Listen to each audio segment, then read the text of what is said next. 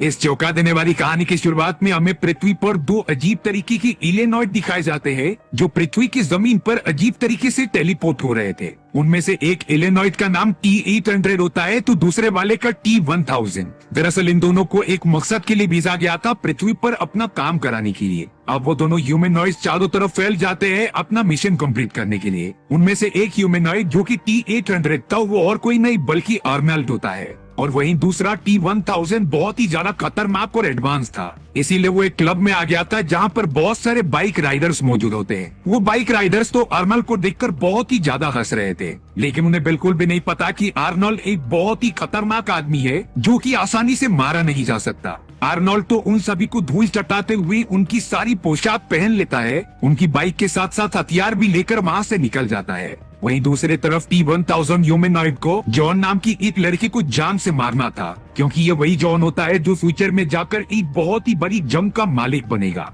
यानी कि इसकी वजह से काफी सारी जंग होने वाली है। और वहीं आर्नल्ड जैसे पावरफुल ह्यूमनॉइड को जॉन ने ही फ्यूचर से भेजा था अपने बचपन के फॉर्म को प्रोटेक्ट करने के लिए, यानी कि आर्नल्ड का काम था जॉन को बचाना और वहीं T-1000 का काम था उसे जान से मारना। अब हमें यहाँ जॉन दिखाया जाता है जो बहुत ही ज्यादा शरारती और बदमाश था। उसने तो अपनी मॉम सारा के साथ न रहकर किसी दूसरी फैमिली के साथ रहना स्टार्ट कर दिया था, क्योंकि सारा तो मेंटल असाइलम में थी जब उसने इन सारे टर्मिनेटर्स यानी कि आर्नल्ड और T-1000 के बारे में पुलिस वालों को सब कुछ बता दिया होता है, और तब से ही सारा पुलिस वालों की निगरानी में है। जॉन तो अब यहाँ अपने दोस्त के साथ बैंक में जाकर रॉबरी करता, एटीएम से पैसे निकालता और भी बहुत सारी चोरी मखारी की चीजें किया करता, लेकिन उसे जरा भी अंदाजा नहीं होता कि आगे चलकर उसके साथ क्या होने वाला है। जॉन के पास अब T-1000 ह्यूमनॉइड पहुंच गया था जो अब लगातार उसे जान से मारने के लिए पीछे पड़ा होता है। जॉन लगातार अपने बाइसिकल पर बैठकर दूर भागते जा रहा था, लेकिन T-1000 ने तो एक ट्रक को हाईजैक कर लिया होता है जिससे कि वो उसे ठोक सके और जान से मार सके। बट उससे पहले वहाँ आर्नल्ड आ गया था जो जॉन की मदद करता है अपने बाइक पर बिठाने के लिए और उसे कहीं दूर लेकर जाने लगता है। आर्नल्ड ने तो T-1000 के ट्रक में गोली भी चला दी थी जिससे कि वो पूरा का पूरा ब्लास्ट हो जाता है, और अच्छा मौका देखकर वो जॉन को कहीं सेफ जगह पे लेकर चला गया था। T-1000 पूरी तरीके से जलने के बाद भी वो एकदम अपने नॉर्मल फॉर्म में आ जाता है, क्योंकि वो कोई इंसान नहीं था बल्कि एक एडवांस इलियनॉइड होता है जिसे कि इतनी आसानी से मारा नहीं जा सकता। जॉन को अब यहाँ एहसास होने लगा था कि आर्नल्ड एक टर्मिनेटर है जो बहुत ही ज्यादा एडवांस हुआ करते थे। इन टर्मिनेटर्स के बारे में जॉन को उसकी मॉम ने बहुत सारी कहानियां सुनाई होती है, बट उसे ये अंदाजा ही नहीं था कि ये सब सच होता है। आर्नल्ड जॉन से कहता है कि तुम मेरे साथ चलो एक सेफ जगह पर जहाँ तुम्हें कोई भी कुछ ना कर पाए, क्योंकि T-1000 तुम्हारे पीछे पड़ा हुआ है जान से मारने के लिए। बट जॉन कह रहा था कि सबसे पहले मैं अपने फैमिली वालों को कॉल करके पूछना चाहता हूँ कि वो ठीक भी है कि नहीं, लेकिन आर्नल्ड कह रहा था कि शायद से T-1000 तुम्हारे घर पर ही मौजूद होगा और शायद तुम्हारे फैमिली वाले भी अब खत्म हो चुके होंगे।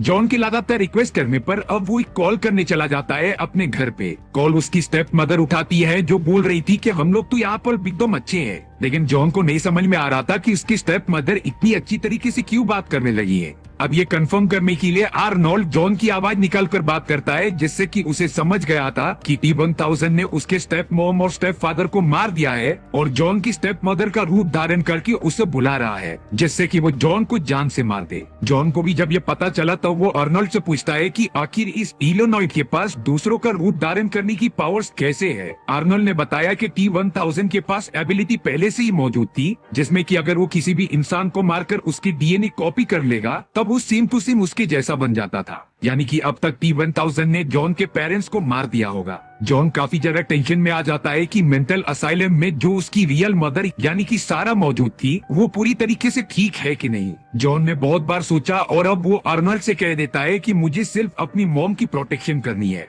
इसीलिए अब आर्नल्ड जॉन को लेकर मेंटल असाइलम में चला जाता है जहाँ पर सारा मौजूद थी। सारा तो अब वहाँ के डॉक्टर्स को चकमा देकर भाग रही होती है, तभी उसके सामने आर्नल्ड आ गया था। वो आर्नल्ड से बहुत ही ज्यादा डर रही थी, बट जॉन वहाँ आकर बताता है कि ये आर्नल्ड है जो हमारी मदद करने आया है। अब आर्नल्ड जॉन और उसकी मदर सारा को लेकर यहाँ से निकलने ही वाला था, तभी उस जगह पर एलियनॉइड T-1000 आ जाता है जो अलग अलग रूप लेकर उनका पीछा कर रहा था जान से मारने के लिए। लेकिन तब तक आर्नल्ड सारा और जॉन को लेकर एक कार में दूर निकल चुका था। एलियनॉइड 1000 तो अभी भी उनका पीछा छोड़ता ही नहीं। आर्नल्ड ने अपनी गन निकाली और उसकी बॉडी पर लगातार फायर कर दिया। इतनी बुलेट्स लगने के बावजूद भी वो मरता नहीं, बट T-1000 पीछे जाकर गिर गया था, जिससे कि वो तीनों वहाँ से बचकर बाहर निकल जाते हैं। हालांकि अर्नल्ड भी एक एलियनॉइड है, लेकिन वो इस समय पर T-1000 से मुकाबला बिल्कुल नहीं कर सकता। घर पर एक सेफ जगह पर आने के बाद अर्नल्ड की बॉडी पर कई सारे बुलेट्स के निशान मौजूद थे। सारा और जॉन उसकी मदद करते रहते हैं गोलियां उसकी बॉडी से निकालने के लिए। सारी बुलेट्स निकालने के बाद अर्नल्ड एकदम ठीक हो गया था।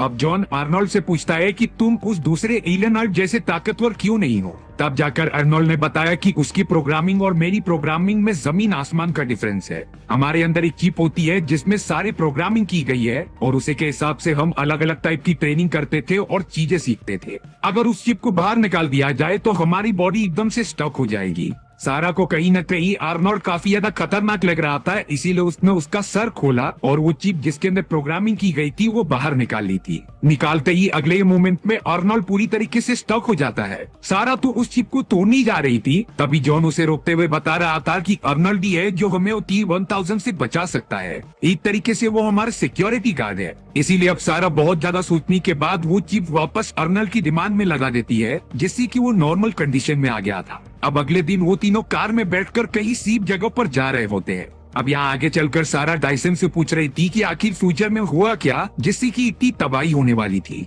तब जाकर अर्नल्ड ने बताया कि डायसन नाम की एक वैज्ञानिक ने इतनी एडवांस टेक्नोलॉजी बना दी जिससे कि हम सब भी बने हुए हैं और आगे चलकर सारे रोबोट्स के अंदर वो टेक्नोलॉजी मौजूद होगी। बट एक समय के बाद उन एआई टेक्नोलॉजीज को अपनी पावर्स का पता चला और वो सब इंसानियत की अगेंस्ट हो गए।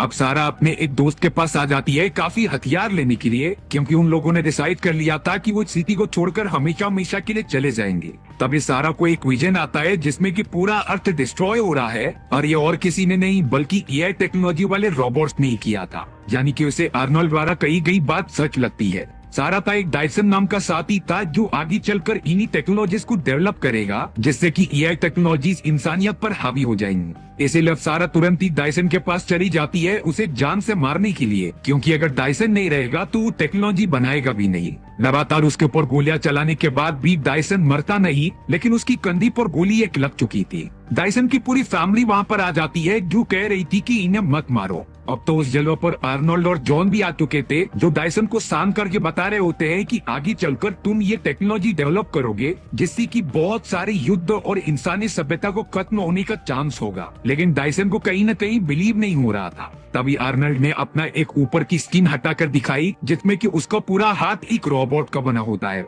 इन सारी चीजों से डायसन सब कुछ समझ गया था कि आर्नल्ड फ्यूचर से आया है। डायसन ने डिसीजन ले लिया था कि वो अपने सारे रिसर्च को डिलीट कर देगा, लेकिन आधा से ज्यादा डेटा एक प्राइवेट कंपनी में रखा गया है जहां पर वो काम किया करता था। वहां से सारे रिसर्च पेपर्स और डॉक्यूमेंट्स डिलीट करने होंगे। इसीलिए अब डायसन आर्नल्ड, जॉन और सारा के साथ निकल पड़ा था उस प्राइवेट कंपनी के अंदर। सारे सिक्योरिटी गार्ड्स को चकमा देकर वो उन डॉक्यूमेंट्स तक पहुंच जाते हैं, लेकिन इमरजेंसी अलार्म बजने के कारण वहाँ के पासवर्ड चेंज हो चुके थे। लेकिन फिर भी जॉन की हैकिंग टेक्निक का यूज करके वो उन डॉक्यूमेंट्स को एक्सेस कर लेते हैं और पूरी तरीके से जलाकर रद्द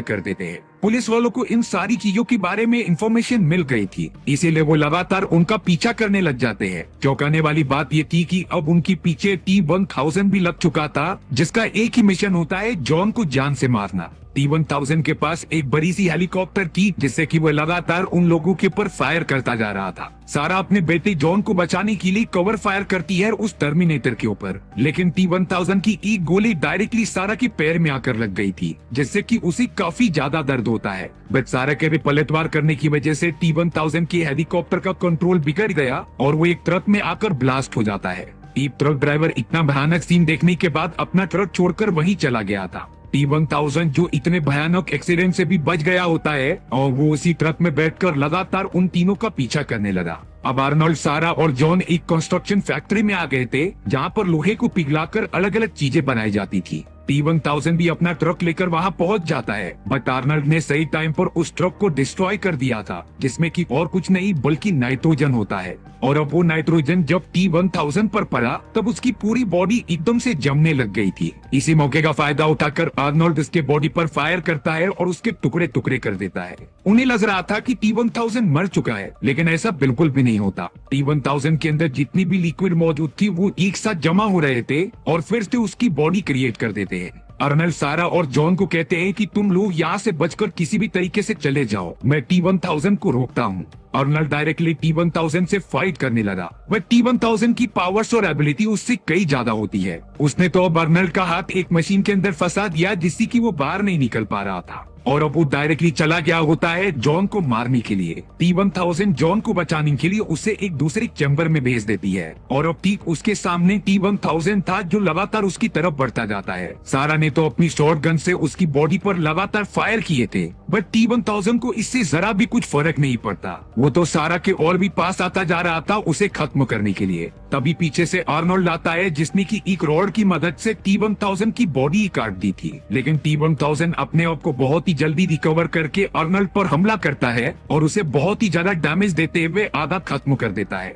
अब हम यहाँ जॉन को देख रहे थे जो किसी भी तरीके से बाहर निकल रहा था। तभी उसके सामने सारा आ जाती है जो उसे अपने पास बुला रही थी, लेकिन ये सारा नहीं बल्कि T-1000 होता है जिसने कि सारा का रूप धारण कर लिया था। T-1000 जैसे ही सारा के रूप में जॉन के सामने आया तभी उसके पीछे रियल वाली सारा आ जाती है जिसने कि अपने बेटे को साइड में हटने के लिए कहा, और अब वो तुरंत ही T-1000 पर गोलियां चलाने लगी। वो इतनी ज्यादा गोलियां चलाती है कि एक टाइम पर गोली खत्म हो गई और अब शायद वो टर्मिनेटर सारा और जॉन दोनों को ही मार देगा। लेकिन सही समय पर आर्नोल्ड आया और उसने अपने शॉटगन की मदद से आखिरी बार T-1000 पर फायर किया, जिससे कि वो टर्मिनेटर खोलते हुए लावा के अंदर गिर गया। उसकी बॉडी पूरी तरीके से जलकर राख हो जाती है, और तो और जिस लिक्विड की मदद से वो जिंदा रहता था वो भी उसके अंदर जल गया होता है। अर्नोल्ड और सारा ने तो उसकी दिमाग की भी चिप जला दी थी, और उन्हें इतना तो कंफर्म हो जाता है कि T-1000 अब खत्म हो चुका है। लेकिन अभी भी एक आखिरी चिप बाकी थी उस खतरनाक टेक्नोलॉजी की, जो और किसी नहीं बल्कि अर्नल्ड के दिमाग में मौजूद थी। और अगर ऐसी एक भी चिप होगी तो आगे चलकर इसकी प्रोबेबिलिटी ज्यादा हो सकती है कि ये सारी AI टेक्नोलॉजीज इंसानों पर कब्जा कर सके।